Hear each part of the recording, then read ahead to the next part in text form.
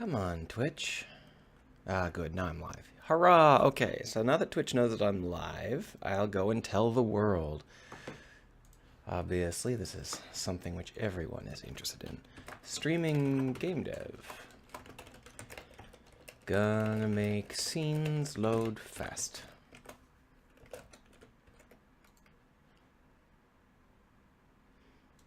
And now over here to say the same thing.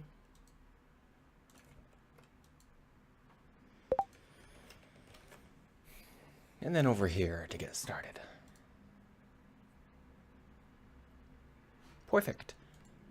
Alright, so in our last episode, we created this hub world. And we can come here, and then we can, in theory, buy some upgrades and stuff, and then we can launch. The problem is that launching loads the next scene in full. And that means that we end up with a heck of a delay, as you can see. Most of that is probably the particle systems loading in. So what we're going to do, it's not Unity type particle systems, it's my particle systems. So what we're going to do is we are going to delay the particle system load in and see whether that's enough to make it load fast. And if we can manage to make it load fast, I'll release a version today that lets you visit the home base. There won't be anything to do in the home base, but you'll be able to visit it. Now, to test and see whether or not it is the loading of these particle systems, we're going to go ahead and load up the draw instanced base class and just disable it.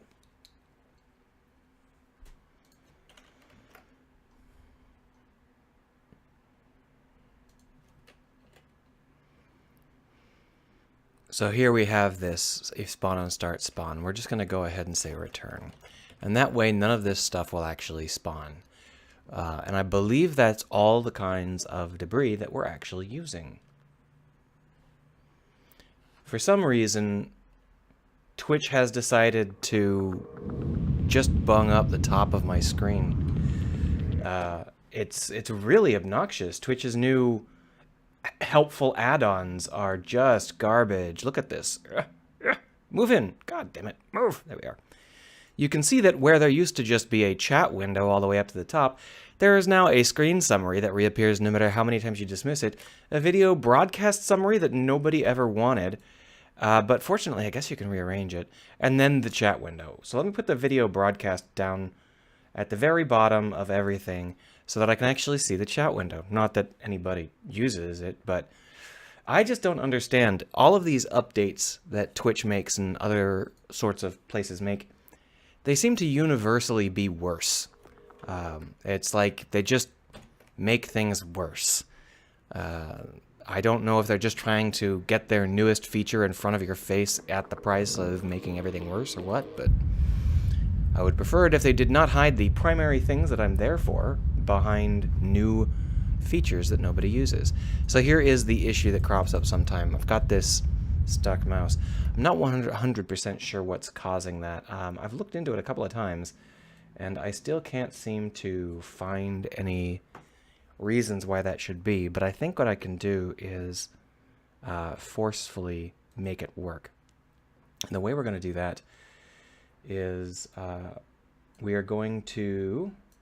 I'm just rearranging all this crap so that I don't have to look at the obnoxious things that Twitch has put on my dashboard. There we are. What we're going to do is we are going to open up the small helper script which we're using, which is a while enabled free mouse. And we're going to go ahead and have it free the mouse every update.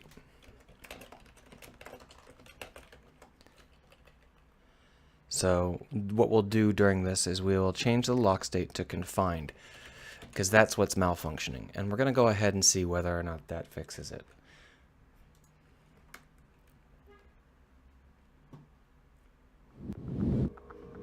So if we leave for the carrier, that's interesting. It should be running constantly, but for some reason it's not confined, it's locked. I'm pretty sure I don't have that confused. So something is causing this to malfunction. So here's the while-enabled free mouse, as you can see. But for some reason, something else is locking the mouse. Now that I've unpaused it, it works. So something is locking the mouse, and for some reason it didn't work when I told it to switch over to confined mode. We'll go ahead and try and switch it over into none mode and see whether or not it's just me misunderstanding what confined means. Because I thought I understood what it meant, but for some reason it's not behaving. So that, I don't know, maybe confined is just not the right word. But that means that while you're in mouse mode, you'll be able to mouse over to the other screen if you have multiple screens, and that's a pain in the butt. So I just hit launch, and it's taking just as long to launch with no particles being spawned.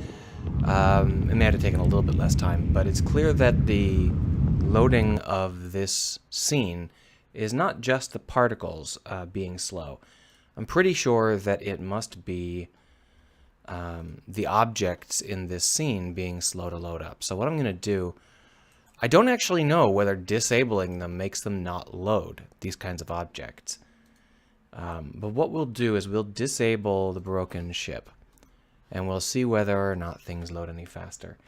Tekira95 says, what are we working on today? Well, I'm trying to get it so that the scene loading happens fast. So I'm trying to nail down what parts of the scene loading take a long time. I've already disabled the particle systems, and I just took out the ship. When I took out the ship, loading radically improved. So what we're going to do, we're going to put the particle systems back in. Oh, God damn it. Interesting choice of where to zoom to, MonoDevelop. All right.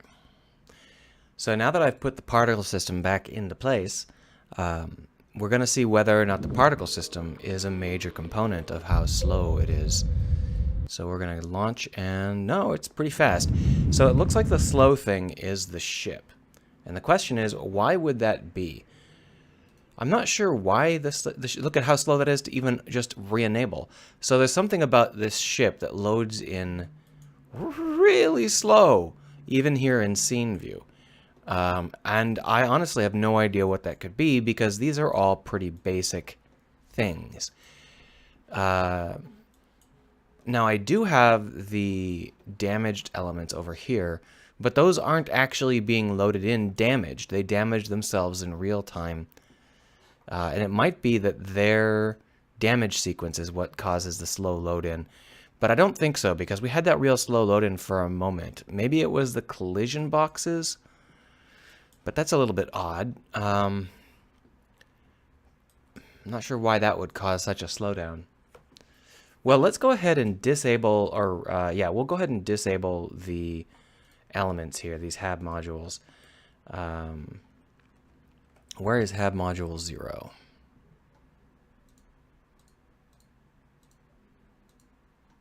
There it is. Move it down so that they're all in a row. So these are the 6 modules that I'll turn back on the select gizmo here. These are the 6 gizmos that actually end up turning into our debris fields. And it's very easy for me to delay that if delaying it helps the load time. So that's what we're going to test now. So if we return to the carrier and then we launch, we'll see how long it takes to launch. And it takes quite a while. So I don't think that that was the problem. Or at least not the whole of it. There's something about this ship itself that is loading slowly. But I'm not sure what it could be, because these are all like super basic. There's only like 3 or 4 modules, and they all have the same material, set of materials, and that's interesting. So what we're going to do is we're going to create a slow loader. So the slow loader is going to be a ship. Let's make it a graphics element here, because it might be useful to think about that like that.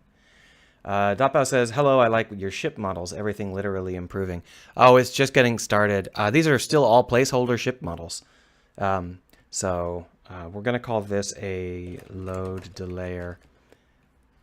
And what this is going to do is it's literally just going to turn on the ship elements one at a time. So to do that, we just go through all of the objects in our transform and turn on the next one in every update. So for each transform t in transform, if t.gameObject.activeSelf, or is active, I guess we should say, is active in component, active in hierarchy, there it is. Continue. Otherwise, we want to say, oh, it's just a, otherwise we say t.gameObject.active, set active true, and then break, or return. We'll say return. Now the reason we're going to say return is because if we manage to reach the end here, then we finished all of them and we can turn ourselves off.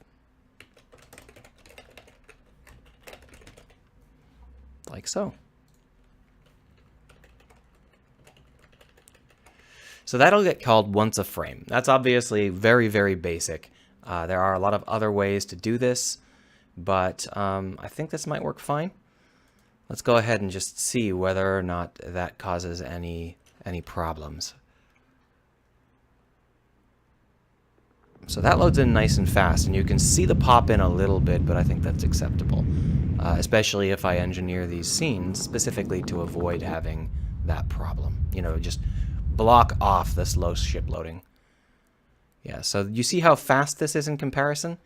Except that there was still a long delay right at the front there. So there's something that's still causing a delay there. See that long delay after we load in? That might be the particles calculating. I'm tempted to just leave it there. It's a little bit...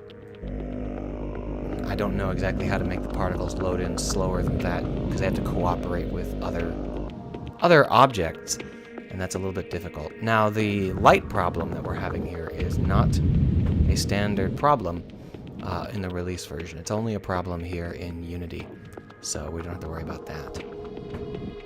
But now you can revisit these areas as often as you want.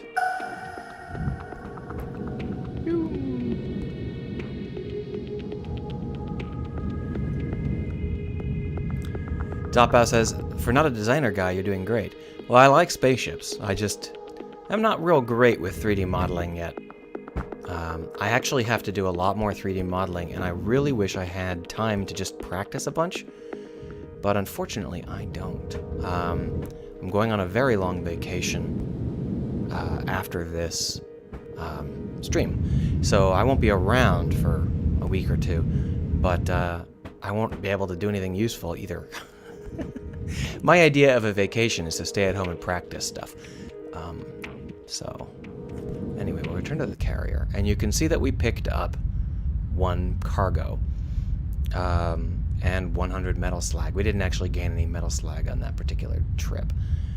Now, one of the other issues that we have is that when we launch, when we go back to the scene, there are issues with the scene having some static variables that aren't updated correctly. And that means that we need to go through and look for static variables that need to be cleared and loaded every time the scene is cleared and loaded. Or every time an object is cleared and loaded. So if we take a look, we've got a bunch of stuff open that's obviously not part of what we care about. We'll go ahead and just close that stuff down. But we'll just take a quick little perusal. I always put static variables at the top of these. So here you can see this draw instanced base actually does keep in mind the some of the static stuff here, including this active. So we want to check and make sure that the active is being cleaned up properly. Now another way to check that is, so here it is. Another way to check that would be to have it display or something similar. But it's something that, you know, I'm just going to do it manually for now and just take a quick little update. That'll also get me more familiar with things I might have forgotten about. So here we've got a universe live and a ship, player ship, and this sort of stuff. This is all fine. It doesn't destroy itself when it goes away, but the universe never goes away. It survives forever. The closest thing it does is that if there is another universe, it self-destructs so you don't get multiple universes. But that doesn't affect the static values at all. Here in the harvestable object, we've got some static variables, as you can see. And this is one of the things that might be causing us some issues. Now, when we are floating around here in active, we obviously want to remove ourselves from active, which we can do right there. But what we would really like to do is make sure that the tags don't actually cause any problems. And here you can see that they don't. They get cleared out. So I don't see this causing us any issues. The harvester arm causes us issues because I programmed it badly. I'll fix that up someday. But it's not a static variable problem. It's just a me sucking problem. This doesn't have any static variables. And neither does that. Now, that's not all of the files that we are using, obviously. But it is the majority of them. The other thing that I want to be careful of is the sound mixer. So we're going to go find the sound mixer, which it might be easiest to do just by looking for the camera. Yeah, here's the clank sound emitter. And if we open this up, we're going to find that there are some static values here. There's a live, there's an audio pool, and so on. So the problem is that when we exit the scene, all of the objects in the audio pool get destroyed, but we don't keep track of that. So what we need to do is when we come into existence here, we need to also clear the audio pool. Clear the audio pool because the scene just loaded. And that's audio pool dot clear.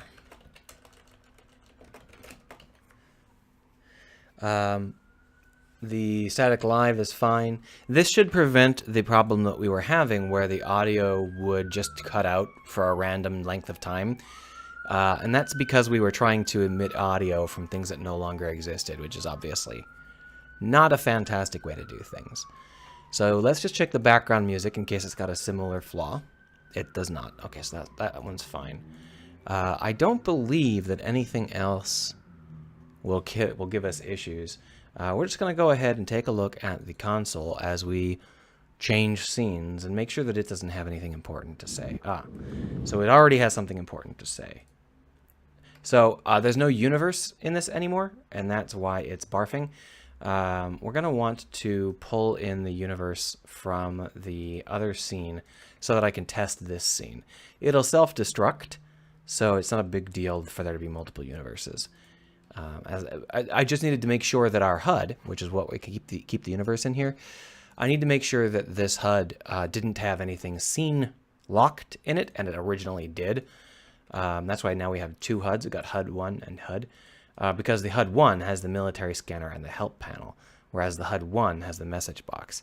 And if we take a look up here, there's no universe here. Whereas this should be fine. So we're going to rename this as debugging universe. Just so we don't get any barf while we're testing.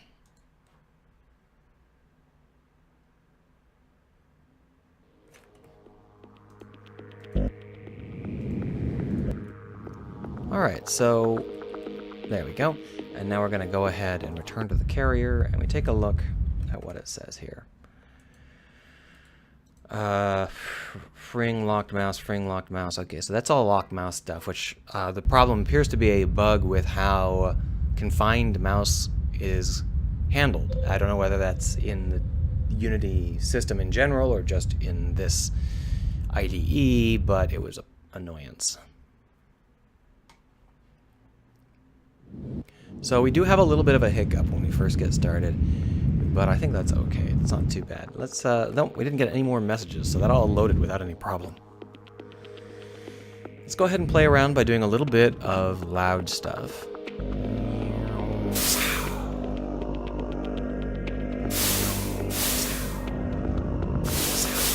Alright, and now we're going to go ahead and return to the carrier, and you can see that we gathered a little bit of slag. Now the question is, when we return to this, are we going to get errors when we do our sound effects? Because in the past we would have. I actually don't have my headset on.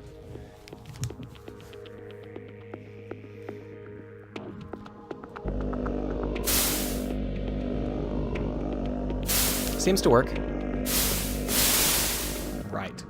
Good. So it looks like this is all fully functional. Now, the only problem, of course, is that our we don't have anything we can actually use our various resources for.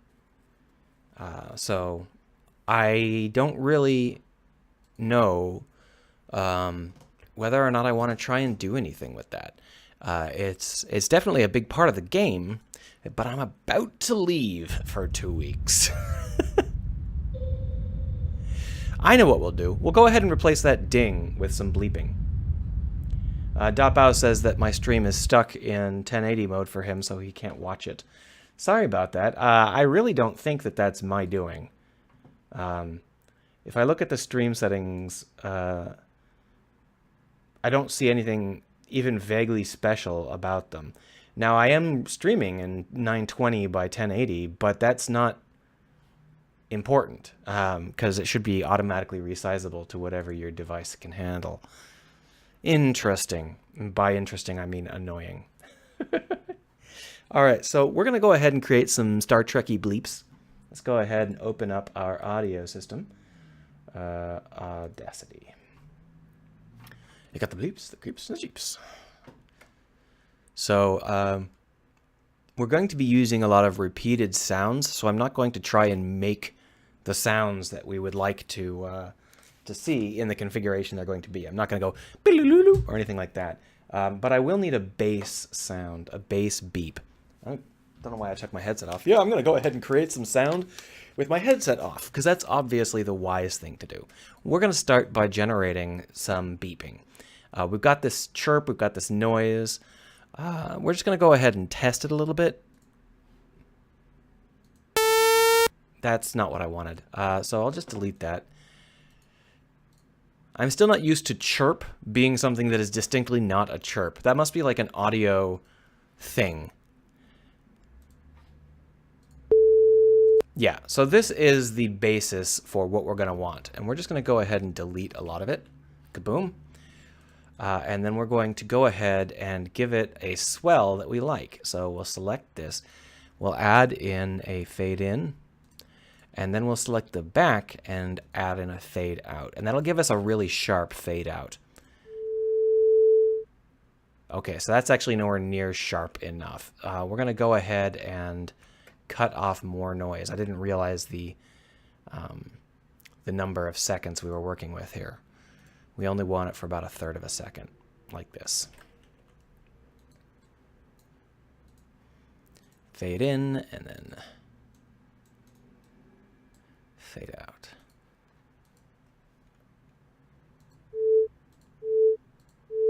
So you can see that that is not going to be a really punchy chirp sound. And the reason for that is because it's that slow fade in. But I did that on purpose because I thought I was doing something interesting. What I'm going to do is just duplicate this track and then flip it. Reverse. Reverse. There it is. And for some reason it reversed into an odd spot. Can I pull this forward a little bit? There we are. So I kind of like that double humped. But what I want to do is I want to either go from high to low or from low to high. So let's go ahead and change the pitch on this so that it goes up by a specific amount. How about a 50% increase? So that would be a high to low. Interesting. It changed the length as well as the pitch.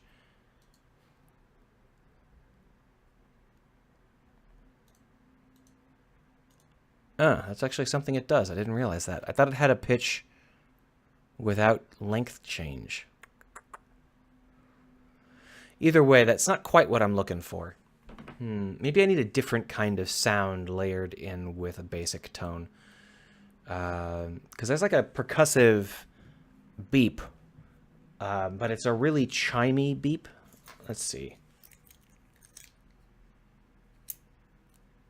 Yeah, let's go ahead and use that sound. All right, so if I were to close these out, I don't need either of them, and then take the pop filter off, and pardon any strange sounds you might hear, I'm going to go ahead and try and create a clanky sound that might work well for a Star Trek-y computer.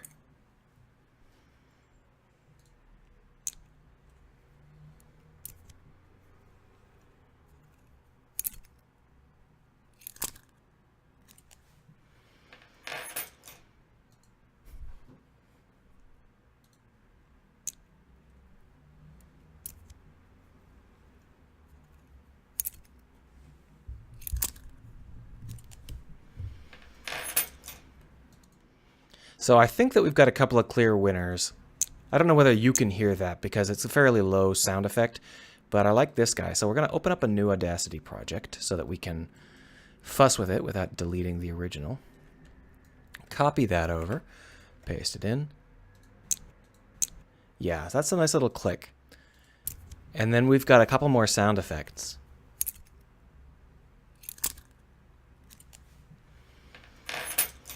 I think that this guy is also really good. So we're going to start up another new file and put that guy in him. There we go. Yeah, so I think that that actually is a really great sound.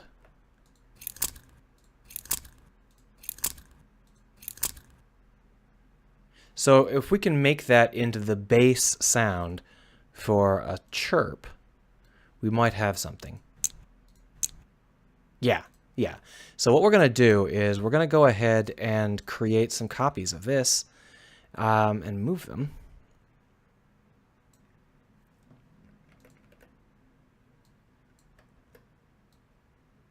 Come on. What the heck? Whatever. Just do it again then. So I could move the first one, but I can't move the third one. There we are. Well, this is very, very finicky. Okay, so what we're going to want to do is change the exact pitch of those. But let's go ahead and stick this in as well.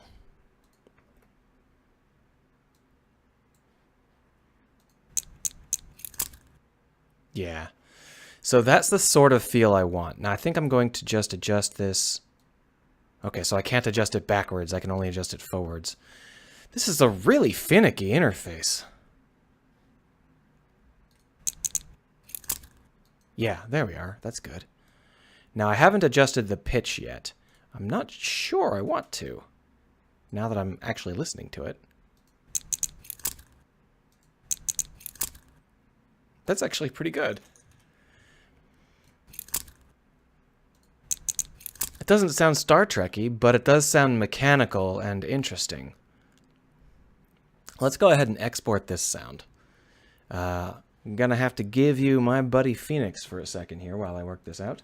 Boom, there's your Phoenix. So I'll just export the audio and then... oh, it's actually in the right spot already. Okay, back to the main screen. And then we're going to go ahead and call this Clicky Clicky. So now what we want to do is create an alternative because we don't want just one effect over and over and over. If we reverse this, it sounds reversed, which isn't what I want. I can edit it. I can put other noises into it and stuff, but I'm not sure that I want to. It's such a solid sound for some reason. I really like it. It's gonna have that wonderful laid back feel. If I were to move this into the region where there's a hollow, and if I were to amplify this,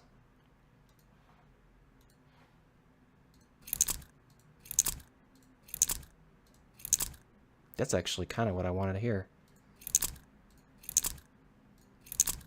Yeah. Don't know why it's... This is obnoxious. This selection that just randomly pops in. I just wish... There we are. Jeez. Yeah, that'll work. So we'll go ahead and export that as well. And we'll call this Clickety.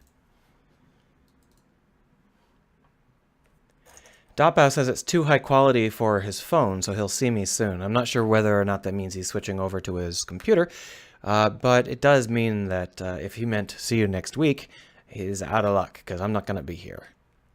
So here we've got our home base, and it's emitting sound effects. The camera is what's actually emitting them. You can see that here with the ping. We're going to drop our new audio into this pinging sound. We need to have the clickety thump and the clicky clicky, right?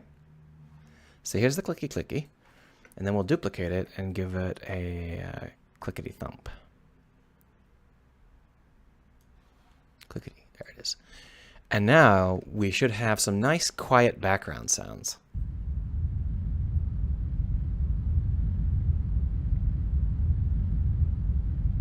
Oh, they're turned way, way down. Hold on. That low volume was for the extremely loud ping sound that we originally were running with. And we don't need to pitch it. Hold on. Why pitch is also not something we want. There we are.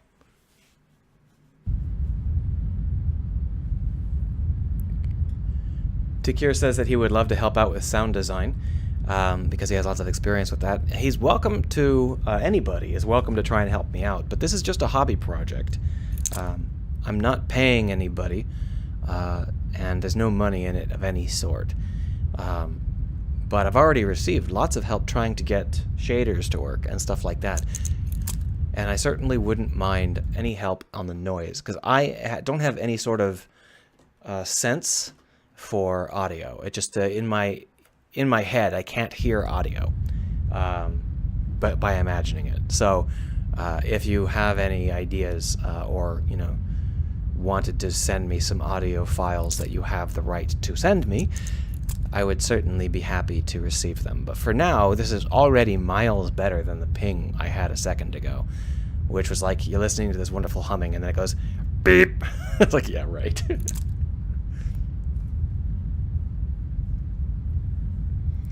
Now the result here is a very mechanical sounding clink, and that's because I recorded something mechanical. To create a real beep might be a little harder. I'm not familiar with how to do that. Tekira has offered to help me out, which is great. Just to reiterate, I won't be here after this stream. I'll be gone until February, and I'll even miss the first stream of February, almost certainly. So if you wanted to get in touch with me after that point, it would be wisest. Because if you get in touch with me right before I go on vacation and lose contact and can't use my computer, that's just about the worst time to get in contact with anybody. I'm sure you'd agree. But you can get in contact with me either by email or just posting in Twitch chat, or I have a Twitter account. There's any number of ways to get in contact with me. Still, I think that this is already feeling pretty nice. Is the wind sound turned way down? It's turned pretty low. Let's go ahead and turn that up just a touch. It's a little too soft. There we go.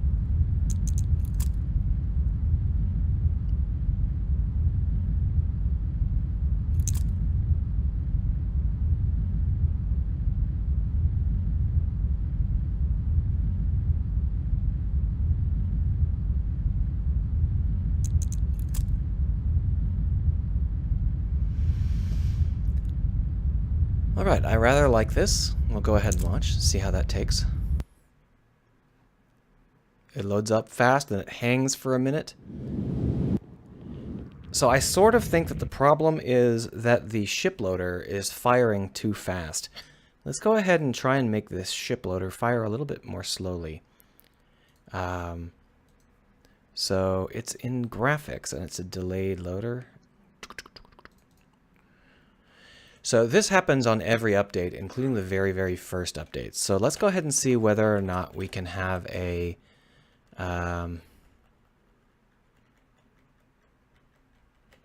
is it time dot...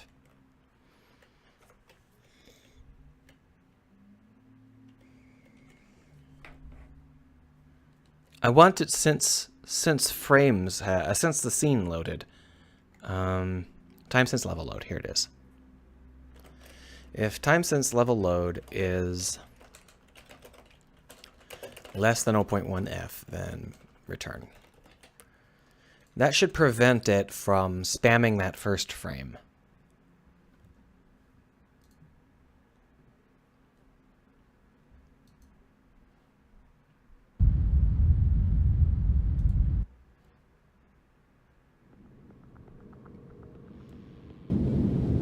Okay, so it clearly is that ship loader, because I can already tell what happened was the ship loader immediately ran after a tenth of a second, and it froze everything. So something about turning on even one element of that ship is causing us grief.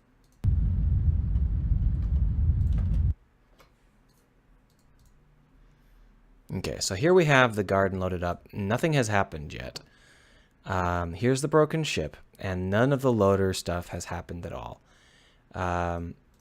Except that all of the HAB modules have already come in. Now, the reason the HAB modules came in already is because the broken ships has this ship damager, which doesn't give a crap whether or not the origin parts are on or off. So they loaded in already, but that's fine. Those are nice and fast. I don't know what this is. Well, that's probably just a GUI thing. The question is, what happens when the ship first loads in one of its elements?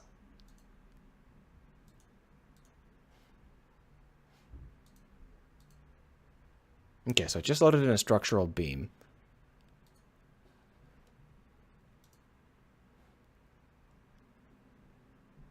Okay, so did you see that? When it loaded in this cargo module, it was super slow. Why is that? There's nothing special about this cargo module. I mean, it's got a collider. Does it malfunction because it's got a collider? Is that all it is?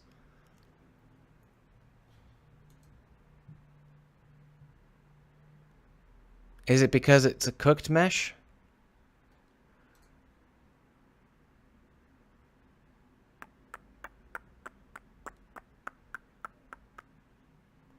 It's got to be the collider's fault, right?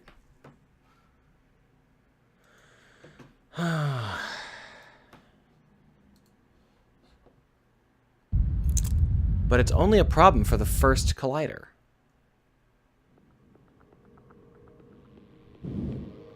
See that? It's just that first hiccup. That's fascinating. Why would that be an issue? Why would that be happening?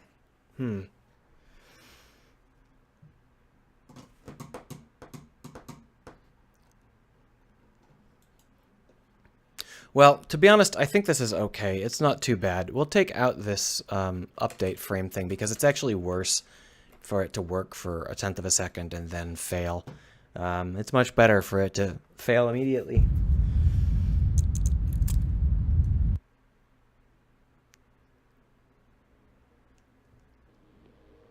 Yeah, I think that's okay for now.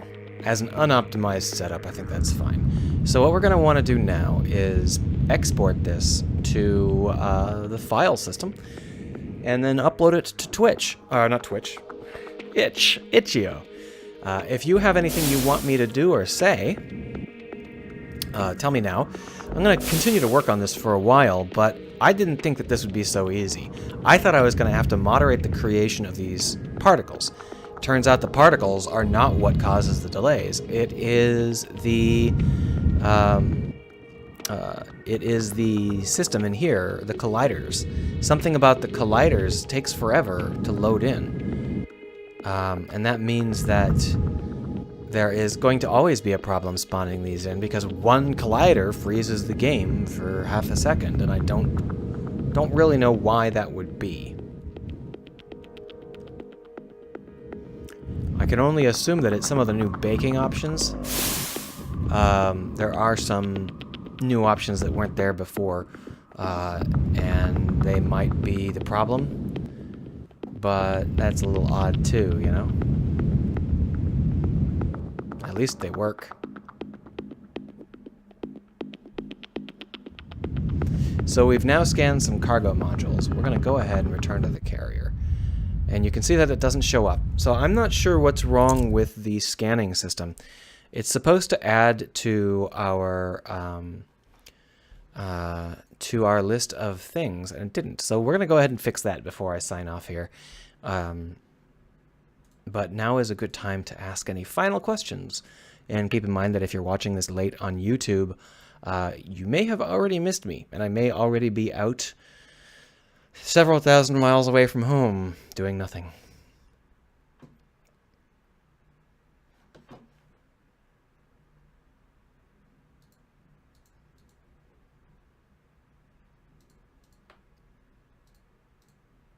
Oh, I was wondering why things were weird. That's why. There we are. So here is our... Oh, that's not it. Where is it?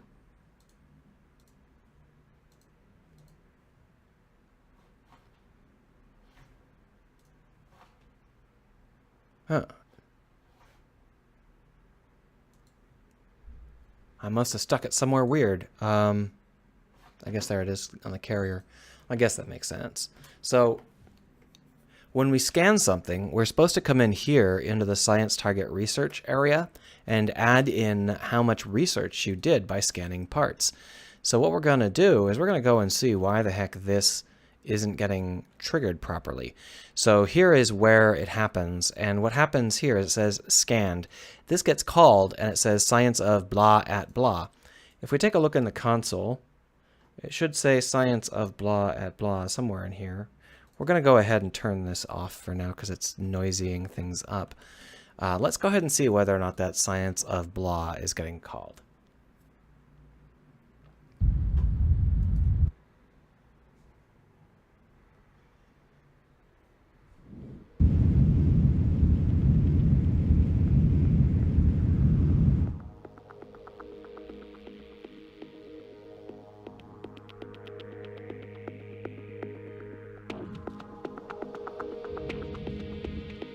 Boink.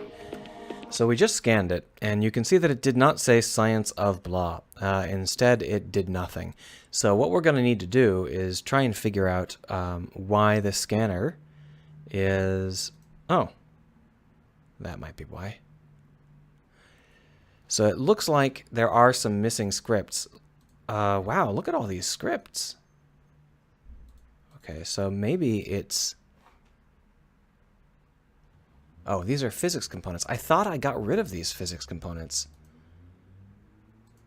because there's no more physics. So remove component. Remove component. Remove component. But these aren't going to cause any slowdown. These are not the reason why things are slow.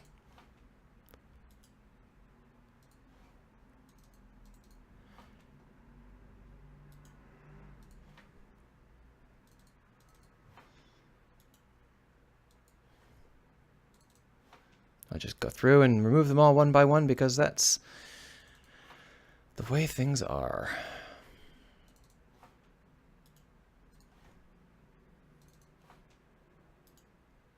So there we've removed them all. But what we're going to do is we're going to pop back over to the scanner and open up the scanner. And that's the mesh. I don't want to open up the mesh. I don't need to edit it today, thank you. We want to open up the scanner... oh, that's not in this project. How in the world... Wait, hold on.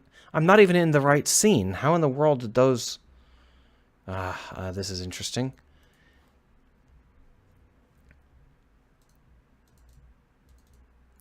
They must be in the project. That must be what happened. Because I think I already removed them from this ship. Yeah, they're already removed from the ship. But we do have to select the scanner here and see what's on the slab here.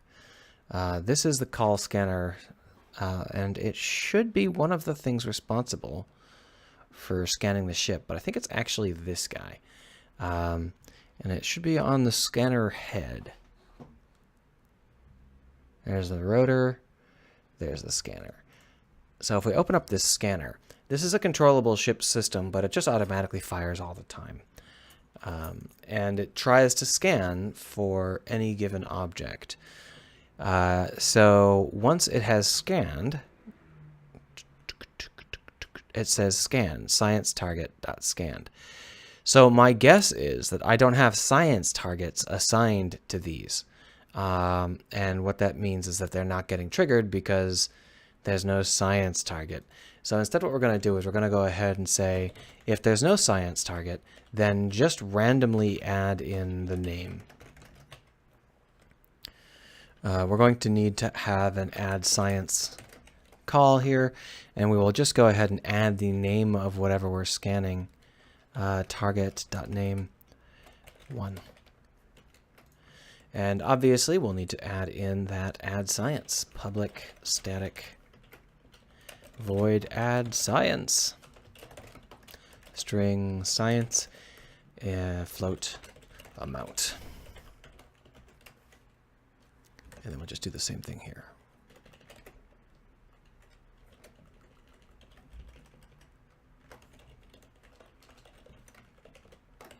There we are. And now that should allow us to actually get our requisite science. So let's try it.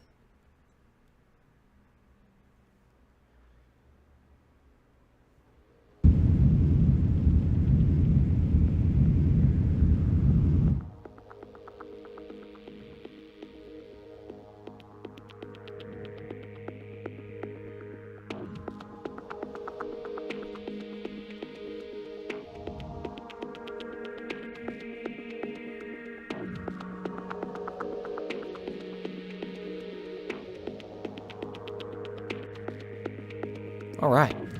So now that we've scanned them and we return to the carrier, 1 floating debris guide 5. There we are. So that's going to be fun. We're going to want to make sure that we know that that's science, though. So over here in our carrier, we're going to go ahead and put research at the end.